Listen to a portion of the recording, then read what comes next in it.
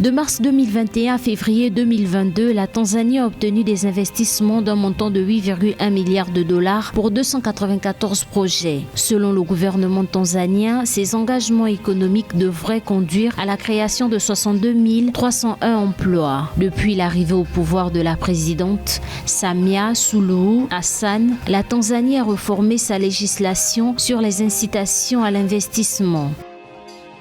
La société Prometal a décaissé 12 milliards de francs CFA pour la construction d'une usine de production de 600 000 bouteilles de gaz par an au Cameroun. Soutenue conjointement par BGFI Bank Cameroun et CCA Bank, l'usine devrait être mise en service courant juillet 2022.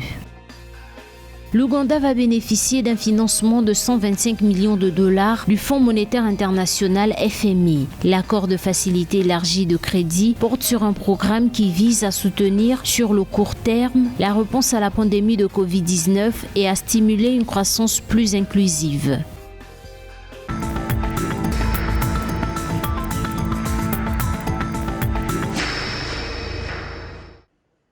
L'amélioration du climat des affaires affiche des résultats positifs en Tanzanie. De mars 2021 à février 2022, le pays a obtenu des investissements d'un montant de 8,1 milliards de dollars pour 294 projets. Il s'agit de la plus importante performance en matière d'investissement dans le pays. Selon le gouvernement, ces engagements économiques devraient conduire à la création de 62 301 emplois. Entre John Pombe Magufuli et le nouveau président, il y a une grosse différence de style de commandement et bien sûr d'attitude vis-à-vis de l'étranger. Alors que Magufuli se battait pour construire une nation tanzanienne centrée sur elle-même, aujourd'hui la nouvelle présidente essaie d'ouvrir le pays. Depuis l'arrivée au pouvoir de la présidente Samia Suluhu Hassan, la Tanzanie a réformé sa législation en matière d'incitation à l'investissement. Le gouvernement a lancé un processus visant à créer une banque foncière pour les investissements. Par ailleurs, il existe désormais en Tanzanie un système de demande et de délivrance de permis de travail en ligne. Il faut laisser le temps à la nouvelle présidente pour être en mesure de vérifier si oui ou non ces nouvelles approches donnent des résultats comme on les attendrait. Et en ce moment-là, il serait possible de comparer ce qui est comparable.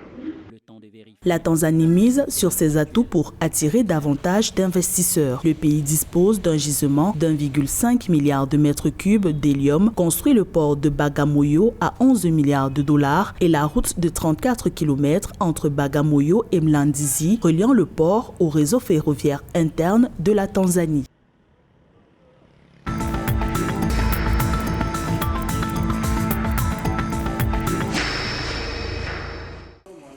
125 millions de dollars, c'est l'appui financier que prévoit décaisser le Fonds monétaire international à l'Ouganda. C'est ce qu'a annoncé l'institution de Bretton Woods le 10 mars 2022. Cette action porte à 381 millions de dollars le décaissement total du fonds dans le cadre de l'accord d'environ 1 milliard de dollars. Le nouveau financement a été accordé dans le cadre d'une facilité de crédit rapide dont l'objectif est d'aider le gouvernement à faire face aux besoins urgents budgétaires et de la balance des paiements dus à la pandémie de Covid-19.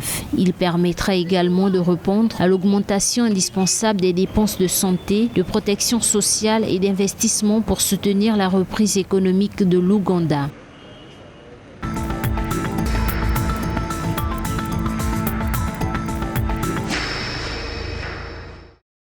Afin de stimuler la production de bouteilles de gaz au Cameroun et dans la sous-région, la société Prometal a investi 12 milliards de francs CFA dans la construction d'une usine de bouteilles de gaz. Lancée dans la ville de Douala, la dite usine permettra de créer 250 emplois directs, mettra sur le marché camerounais et sous-régional 600 000 bouteilles de gaz domestique chaque année. Le Cameroun importe actuellement environ 450 000 à 500 000 bouteilles de gaz domestique par an pour un montant d'environ 8 milliards de francs CFA. En pleine capacité, cette usine devra permettre au pays de ne plus dépendre des importations et d'être exportateur à hauteur de 100 000 bouteilles de gaz domestique par an.